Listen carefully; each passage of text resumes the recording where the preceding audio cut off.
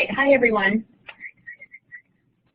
Welcome to this session of the fifth webinar for this week.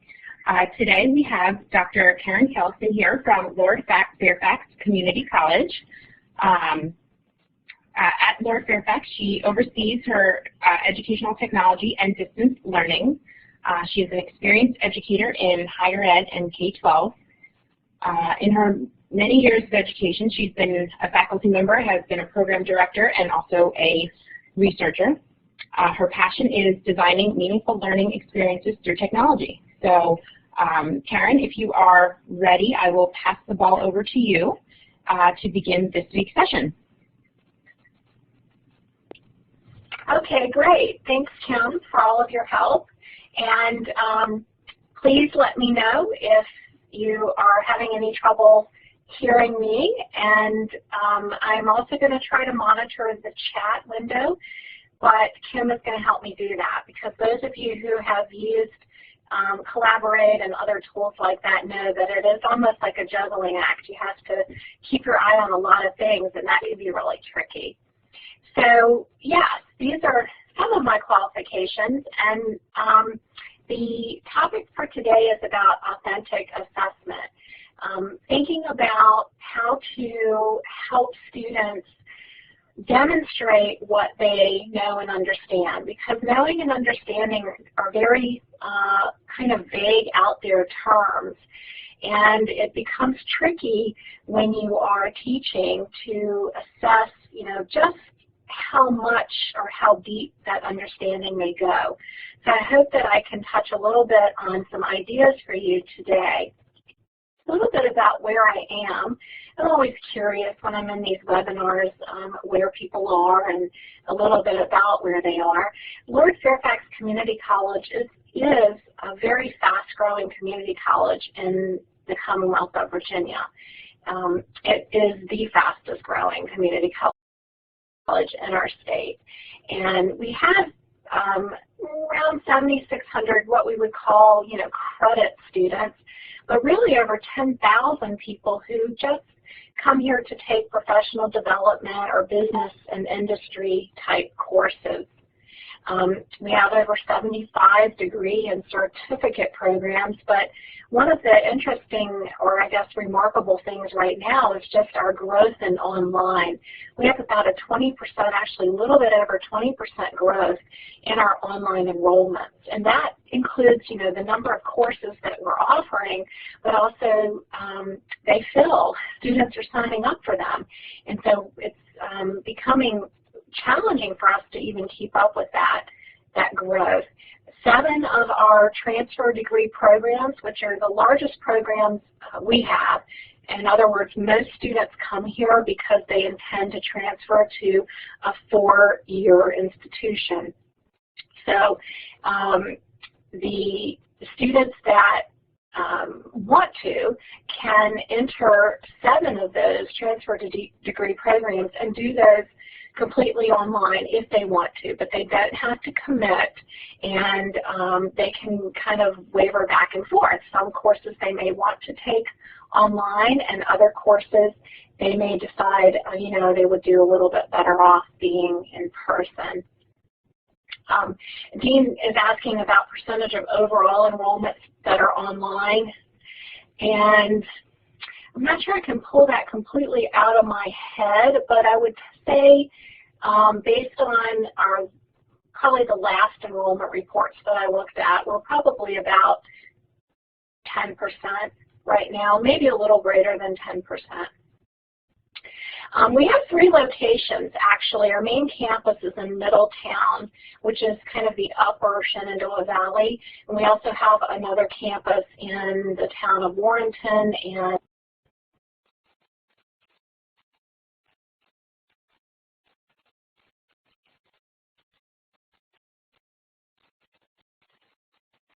okay, I'm not sure what just happened. That was interesting. Hopefully the audio is back. But Kim, I also don't have moderator privileges anymore. So if you could do that, thank you. Okay. So let's talk more then about our topic for today. And when I think of authentic assessments, then I think about what it means to understand. We're trying to get at that. How do we know students have that level of understanding? And there's a great quote.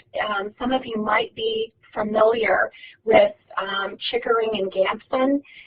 In the late 80s, they wrote the 7 principles of good practice in undergraduate education. And it's really become kind of a seminal work. Most everything that they wrote about is really still very applicable today. But one of their quotes is, "Learning is not a spectator sport," and I love that. So in authentic assessment, let's get to what it is we're talking about. And that is, you know, thinking about what the task would require in the real world, and balancing that with when students can maybe construct their own responses or demonstrate their own learning rather than us giving them some choices presented, okay? So that's kind of where we are with the idea of authentic, what we're talking about. These things don't have to be large or complex, but one way to think about it is to think about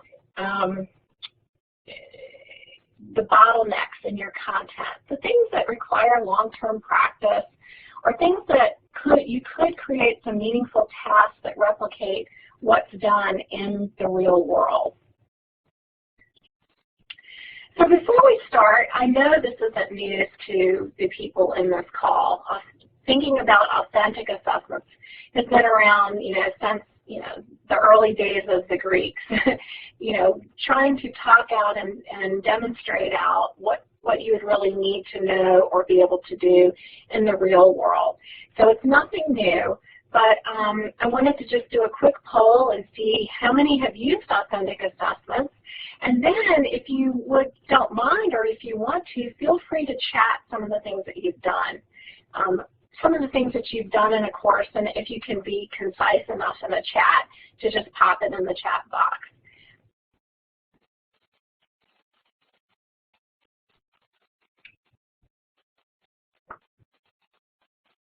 Oh yeah, community engagement projects are great. Sure, exit tickets, these are all wonderful ways to think about authentic assessments. Right, anytime students can do projects for a real client, that can come up in a lot of content areas, particularly those around technology. That's great. You guys have a great listing on there, and so we're going to touch on some of that. That's wonderful.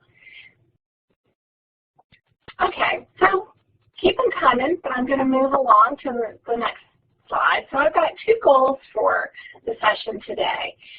One is to just look quickly at a framework for thinking about authentic assessments, and then explore some ways to get at authentic assessment, and particularly technologies that can help support that.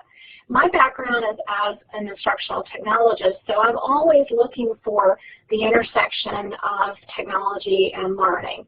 That's the thing that fascinates me, but I certainly don't mean to imply that the only way to do any of this is by using technology. So I always have to qualify what I say, because that is my passion, but I also want you to understand that, the ultimate responsibility for us is student learning, and there are ways to get at that, and they don't always involve technology. So even though I'm done with technology, don't take away that I said the only way to do authentic assessment is with technology, because that is simply not so, and I'm sure you know that as well. So I like to think about this continuum of assessment attributes. This helps me sort of balance the traditional things that we typically do in assessment with the authentic things that we do in assessment. And so many of the things you've suggested or talked about in the chat box, you can see them on this continuum as falling close to the right-hand side, the authentic side. You have mentioned performing a task. You've mentioned community service, real-life application of things, constructing something. You mentioned portfolios and putting together websites for people, having real-world clients. And providing direct evidence of what they've done. So on traditional assessments, we typically give students choices sometimes, or we have the expectation that there's a right answer. In contrast, authentic assessments want to ask students to demonstrate their understanding by maybe performing a complex task or by doing something that's meaningful, providing a meaningful application of something.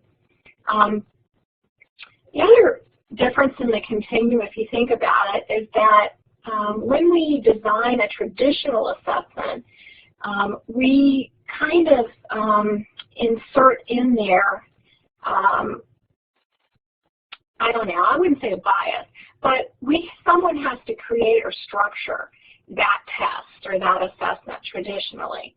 And so then students are attending mainly to what they think is going to be on the test. You guys know that. You've gotten that question, like, is this on the test, right?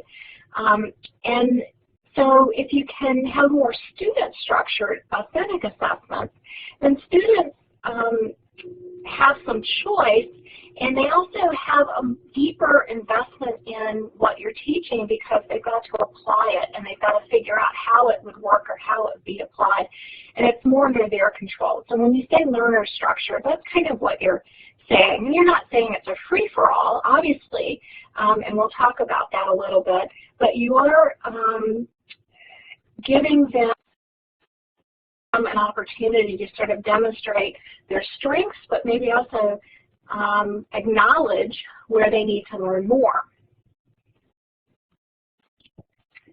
So I have a few ideas today. You've given some great ones in the chat window, and they will come up in some of my ideas. So this is sort of the intersection of the ideas and the technology. I also have a handout. Somebody mentioned, like, are you going to get resources and things like that? I'm going to put this link in the chat box because I just can't, in the time we have, tell you everything or give you examples of everything. So I've kind of done a pick and choose. But this Google Doc, and let me know if you're not able to access it, and I'll make sure Kim can get it to you in another format, has all of this listed with a lot of examples. Okay, thanks, Kristen. Appreciate you letting me know that that worked. Never quite sure sometimes. So I may say on occasion, okay, there's more of this in the handout, and that's what I mean.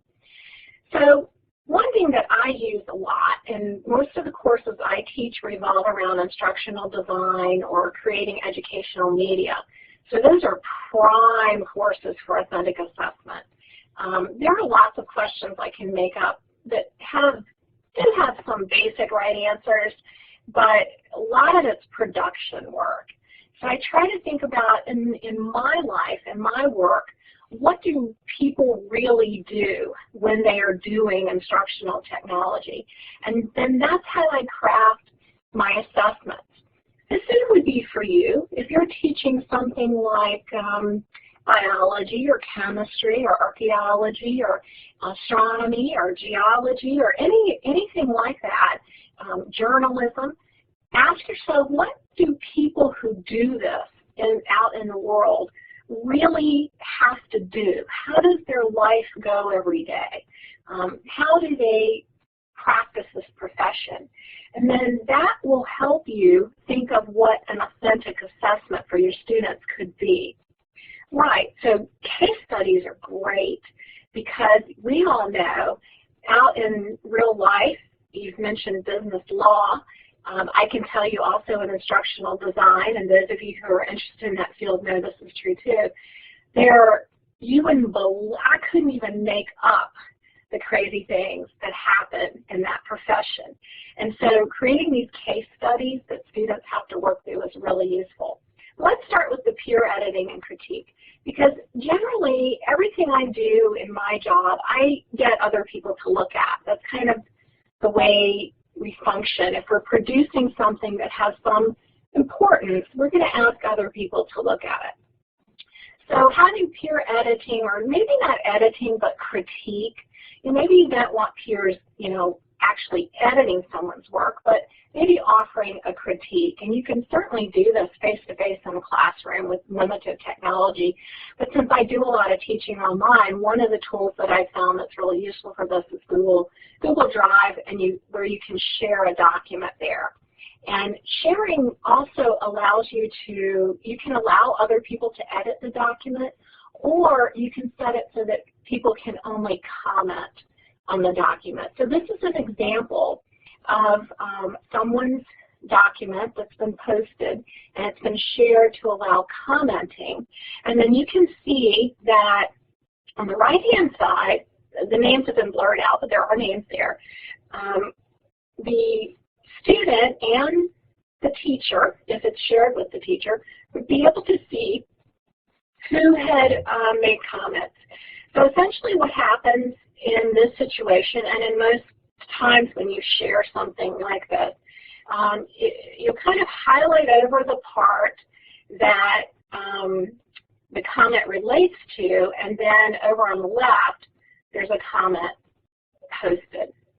So it's great for a number of reasons. It's good feedback for students, but it's also useful for faculty if you want to kind of keep track of who's actually helping and actively doing what you've asked them to do.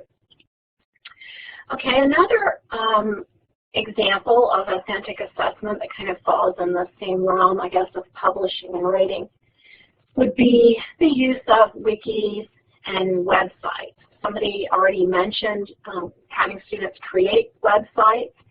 You can also have students use these tools to interact within your course, as well as interact with people on the outside. So an example here is this is Blackboard Wiki. So there's a tool in Blackboard that's a wiki, but wikis are all over the place.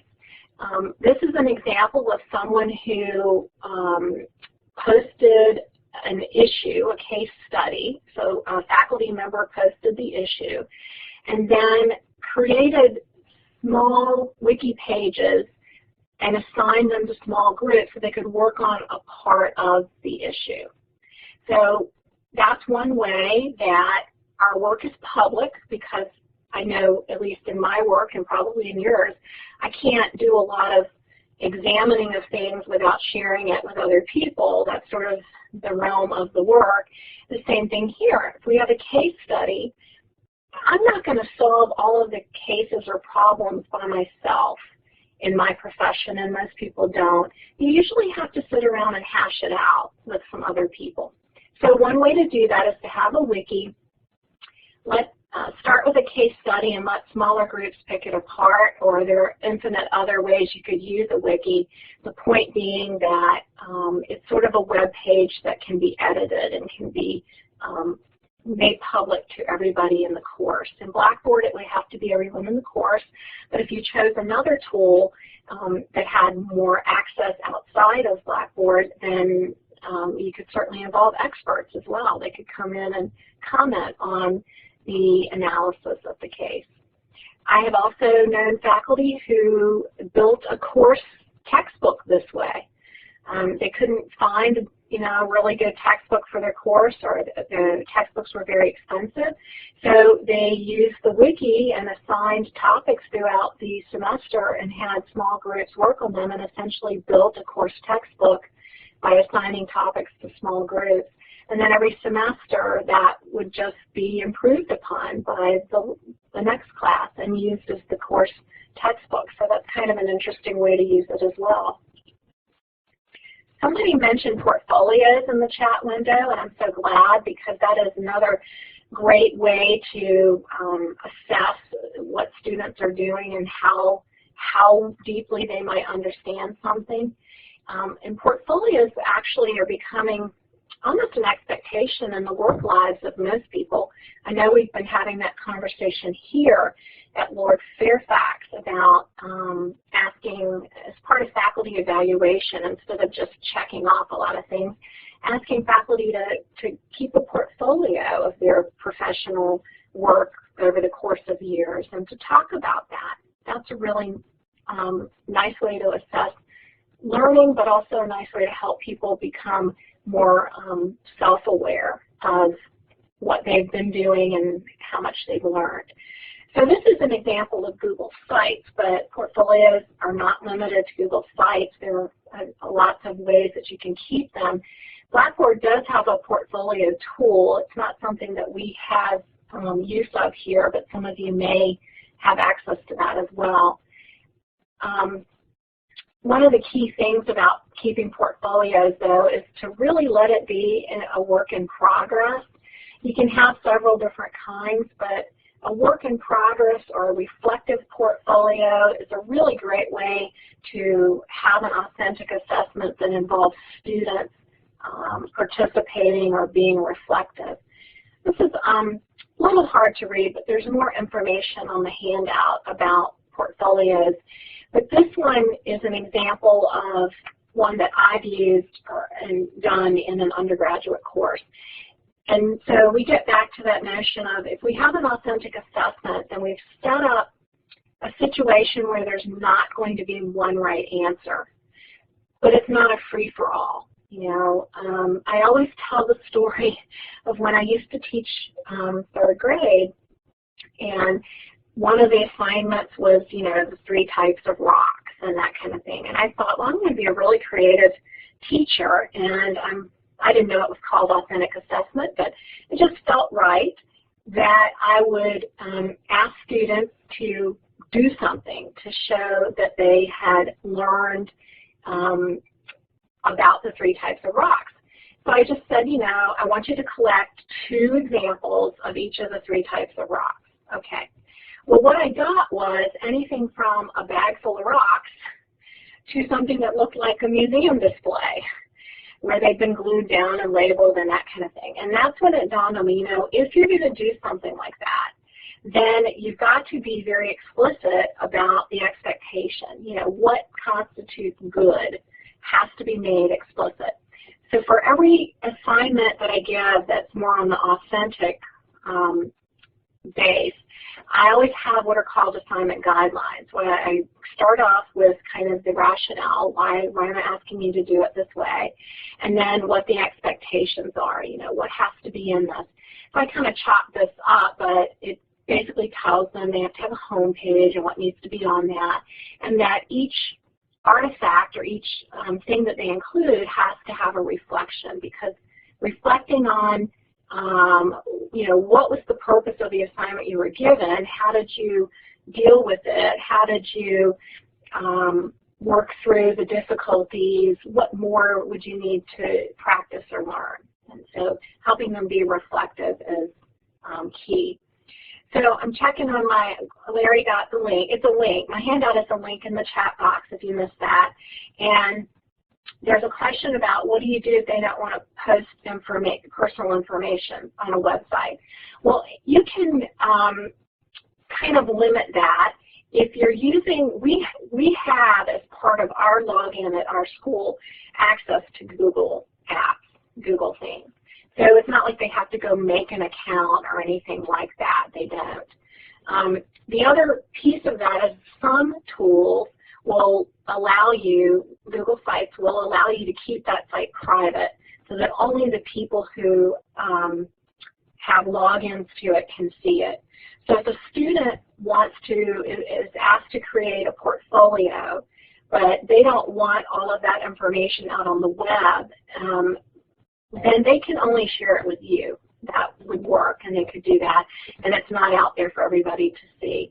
So you can limit some access, but you do have to recognize that. I'm very careful when I ask students to do things. I'm very careful about trying very hard not to require them to create an account anywhere if I can avoid it, because I think in this day and age we have to be careful of that, and we have to acknowledge that some people don't want to create accounts with vendors that they don't know much about and that might be selling their information and that kind of thing. So you do have to be careful with that for sure.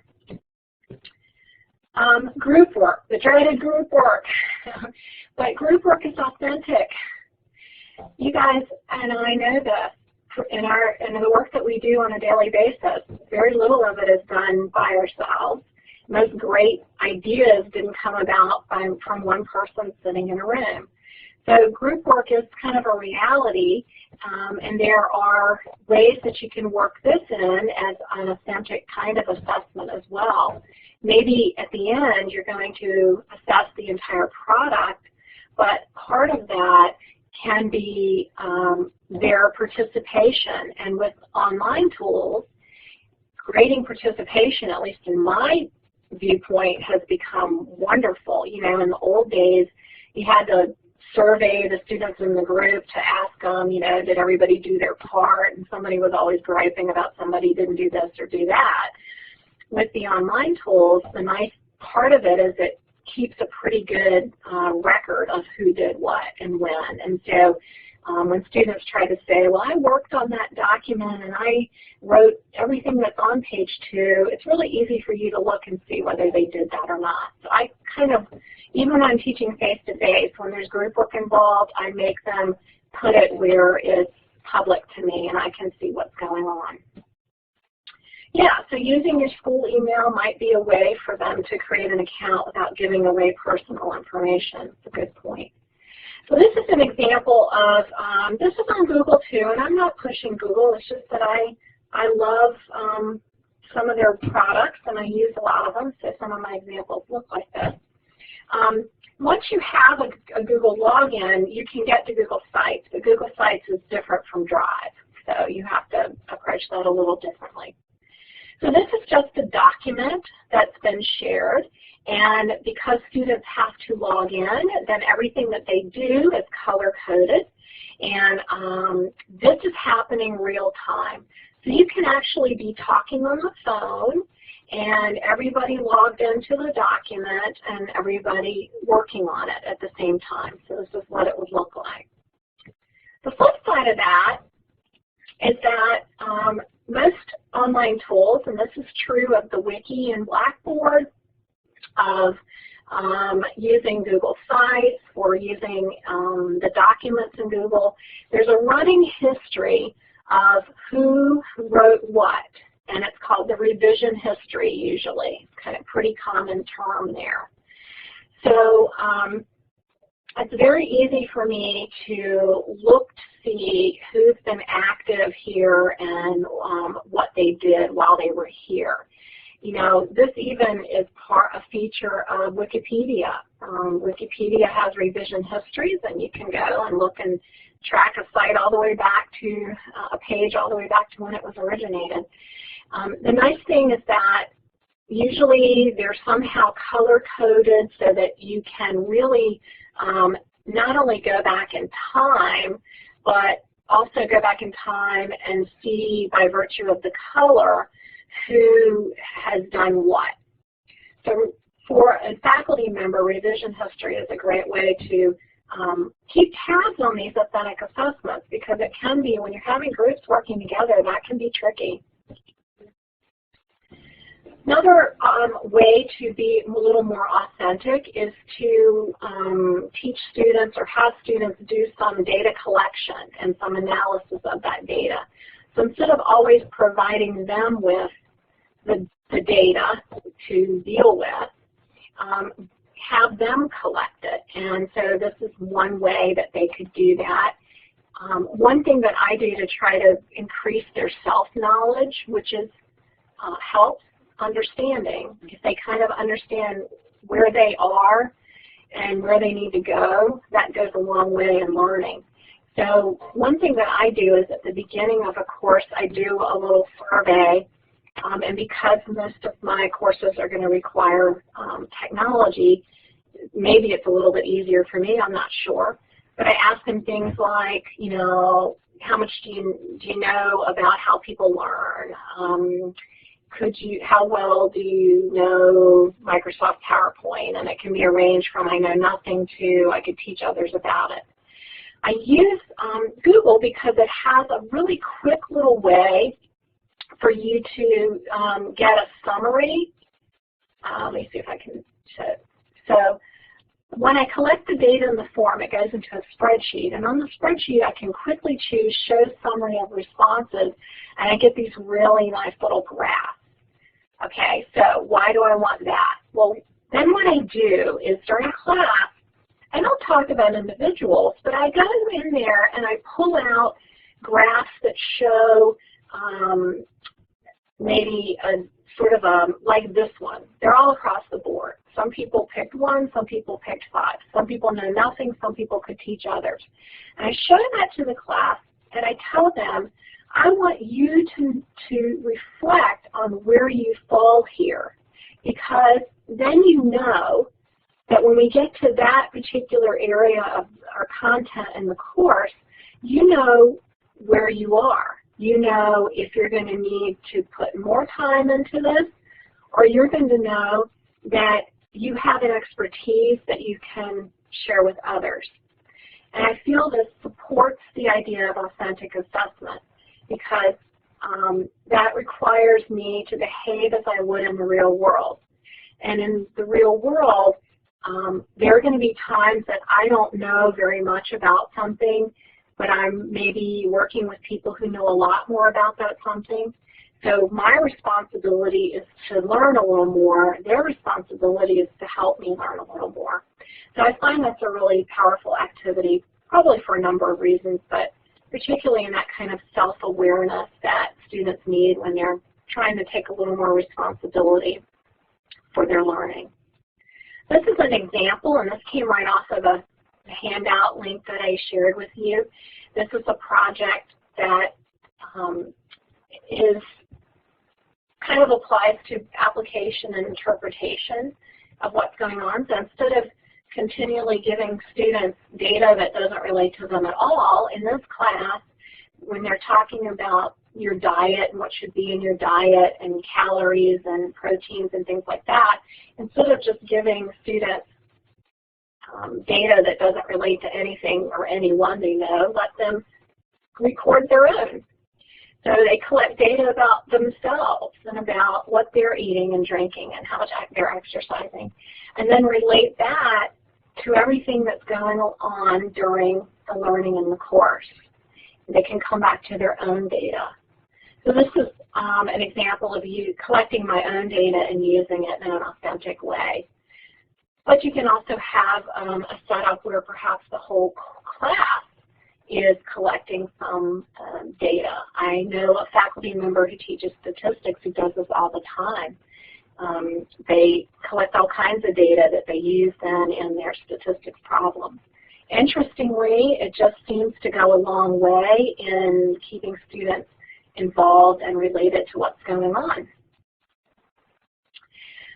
This is just an example of some tools online. Will also provide you with some analytics. This is an analytics of video on YouTube, a video that I posted.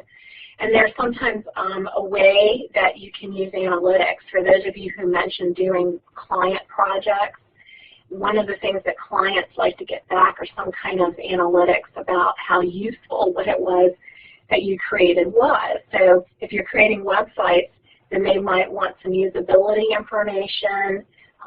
They might want to be able to know what parts of the website are most visited. Things like that are great in terms of making that a real authentic type of assessment. Can students figure out how to collect that information and give it to a client?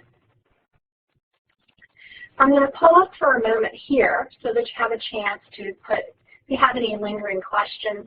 I tried to hit the ones I could see in the chat box, but if you have some lingering questions about what we've talked about so far, please take a minute and put them in the chat box.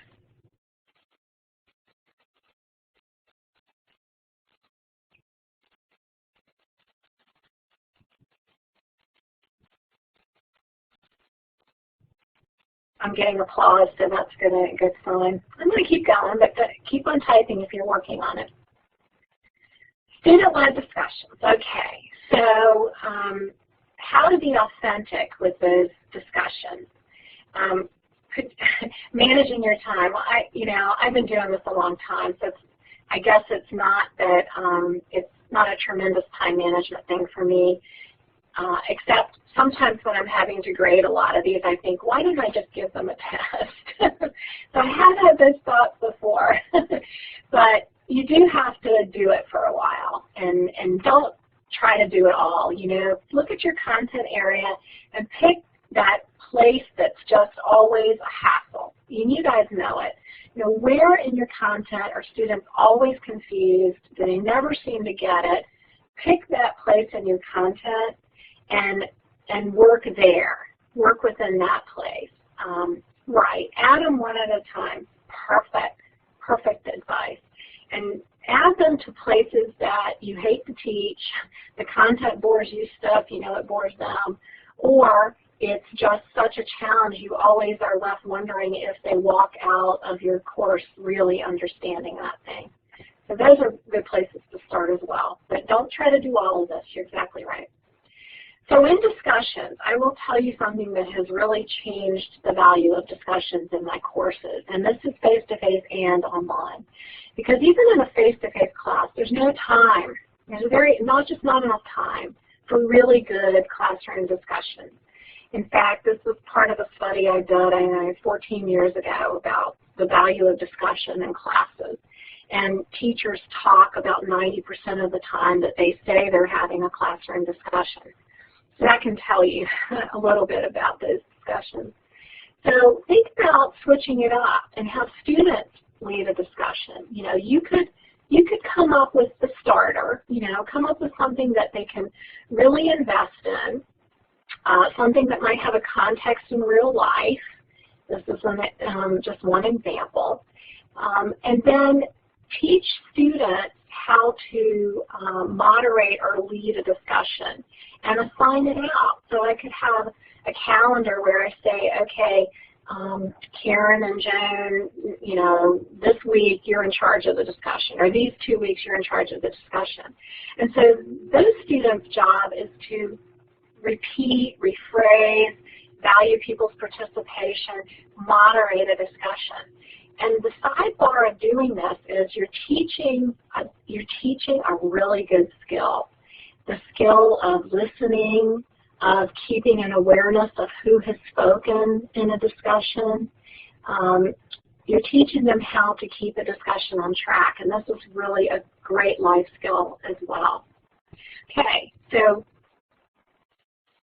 good suggestions in the chat box. Most students don't know how to do this very well, so I usually purposefully demonstrate it in the first few discussions. I will, when I respond, I will talk about, you know, I'm saying this because I can see that this thread is going down a misconception, and so I'm coming in to help correct it and that kind of thing so that they learn how to do it. Yeah, choosing roles, these are great. You guys have great. Even something as simple as the discussion can be changed up so that it becomes more authentic. You can allow students to subscribe to a thread in Blackboard, which is nice because if it was something that they posted and they want to kind of keep track of what's going on, they can. The other way this is useful is you can allow them to subscribe to the whole forum.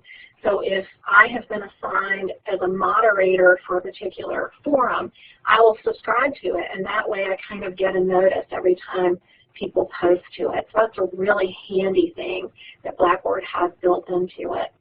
The other option that you may or may not be allowed for your implementation of Blackboard if you're using it is the rating.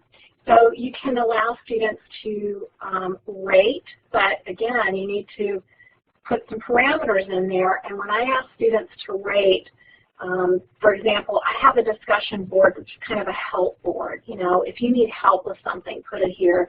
If you can help someone, go here and help them.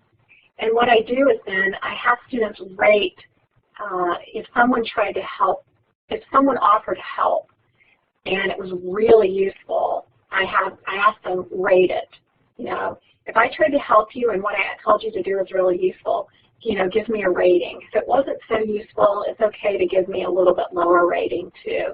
And I can use that to sort of sometimes offer up some extra credit, you know, if you're inclined to do that. Somebody mentioned case studies, so great, we're on the same wavelength there. Not only the case studies that you give the students, but students can create their own.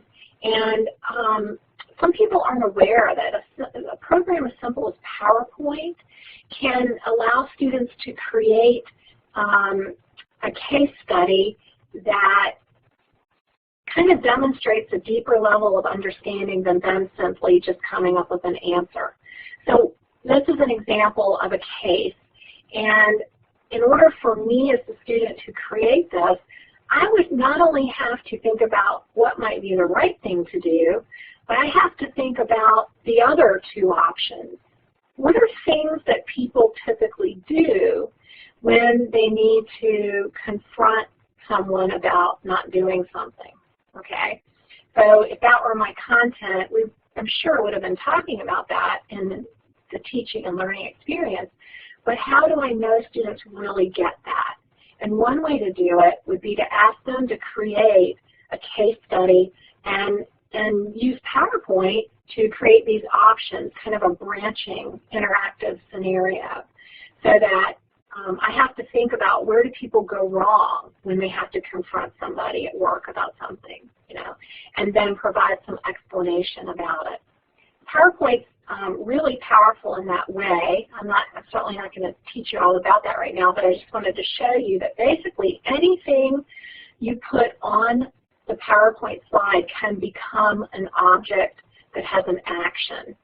So I can highlight over text and then choose action, and then choose a hyperlink and have it hyperlink to another slide.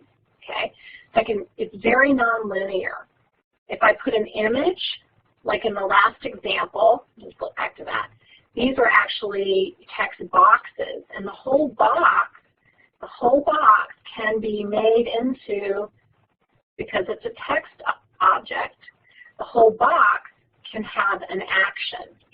Okay, so I would just select the box, action, and hyperlink to another slide. So if somebody chose option A, it's going to go to a slide that has information about option A. So that's a way to sort of turn case studies on their head for students, kind of getting them to not just think about one you've given them, but now think about how to teach somebody else about it. Speaking of teaching others, that comes up a lot. I find that's a really strong, authentic way to really assess how much students know about something. So, and one option is have them create videos that answer the question, or that ask the question, did I do this correctly? So the learner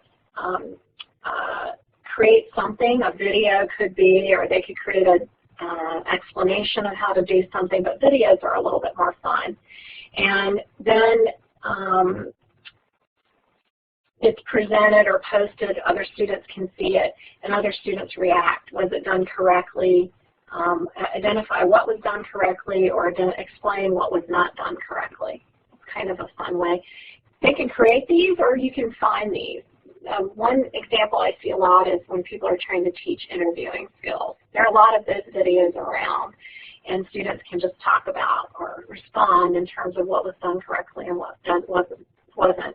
It's a case study, but maybe with a little bit of a twist. There are a lot of tools that allow you to record what's on your screen. SCREENCAST is one of them. So if you teach a topic where students could demonstrate something on the computer, then they could create a really short video that would teach others. The beauty of this, as you mentioned before, is that you don't have to get an account there, and you don't even have to download anything. This is just a screenshot right off of my computer, and that's what it looks like. I didn't have to download anything in order to create this little video. So SCREENCAST is a nice tool for that. YouTube Editor allows you to put together your own videos into sort of a compilation. Sometimes I've seen speech classes use this, where they have students record their speeches, and they record them throughout the semester, and then at the end they're asked to go through all of their speeches and select some of their beginning ones and ending ones, and have sort of a video portfolio where they talk about you know, this is what I was like at the beginning and this is what I was like at the end. Yeah. So Larry Ray, and I've been using the free version of SCREENCAST for 3 or 4 years. I've never had to buy it. I don't mind that it puts a little watermark that says SCREENCAST on my videos. That doesn't bother me too much. Same thing, Blackboard has the capability, so if you wanted to have students record storytelling or speeches, that's built in, and that's certainly an authentic way to assess their abilities there. And the last piece that I wanted to throw out, and then I will stop and we can wrap up, is not to forget that if you're using Blackboard Collaborate, you can use that in a couple of interesting ways for authentic assessment. One thing that you can do, and this is an example of one that I created just to show you, is that you can create one Collaborate session that like runs the entire semester or entire period of when you want this assessment to happen, and then have students sign up for a time that they're, so let's say it's a small group, and the small group is going to ask to give a presentation about something. If you're face-to-face, you may or may not have time to do this in class. I can tell you, even in my face-to-face classes, I have struggled to have enough time for students to give presentations, even though I think they're pretty valuable as an authentic assessment. They can do it online. So this is an example where there's a midterm group presentation requirement, and I may have, you know, 4 or 5 or 6 groups. And so I ask the groups to sign up for a time. They come into the course, they click on the Collaborate link, and they are able to record their presentation. And when presentations are recorded, they are marked with a time and a date. So that's how that works. That's how I can use one link and get everybody's in there. And so then what I will do is I will know which group has signed up for August 1st and which group has signed up for July 16th and that kind of thing. And I'll be able to go listen to them. Yeah, so to sign up, I could use a calendar. Usually I only have, you know, 5 or 6 groups. So I'll just ask them to tell me when they're going to be recording, and if somebody happens to overlap, then I'll help them work it out, but normally they don't overlap much. So I haven't had too much trouble with that, Larry. But you could definitely use the tool if you had a lot of students and didn't want that to happen. The other thing you could do if you didn't want that to happen, if you're worried about it, is instead of creating one, you know, instead of creating this one session that's going to run the whole semester or the whole period, I could create a session for each group. Then I wouldn't have to care about when they were in there. Yeah, if students can set their own, that's great. Ours aren't allowed to do that, so that's wonderful. But just don't forget that Collaborate's there, and it is a way of recording a real action. It could be a presentation like this. I have required groups to record their meetings. So I create a Collaborate room for every group, and they're supposed to have, you know, 4 meetings during the course of the semester, and they're required to record them. And the beauty of that is I can see who was there and who wasn't there and who talked and who didn't. So it's kind of an interesting fallback if you need to follow up that closely with them. I stuck the little mobile picture here because I just want to also reiterate that students can join via a mobile phone and still participate. So if my group was giving a presentation and mobile technology was really all I had, I could still see what was going on and I can still speak. Someone would have to be on the computer to initiate the recording and things like that, but I could still participate. So if you have groups and you have students that you know have limited access, they could still participate in that way. Okay. Well, yeah, Nancy, it could be. So it would depend. If you have courses that have 100 students in them, this might not be a good idea. I generally don't have more than 30, and so I can split them up into six groups or so, and that seems to work okay. 6 or 7 groups. So you'd have to decide that what would work for you. So this is just a smattering of ideas. It's obviously you guys had a lot of good ones that you put in the chat box. But I will leave a little bit of time now for you to ask more questions or share things that you've been doing.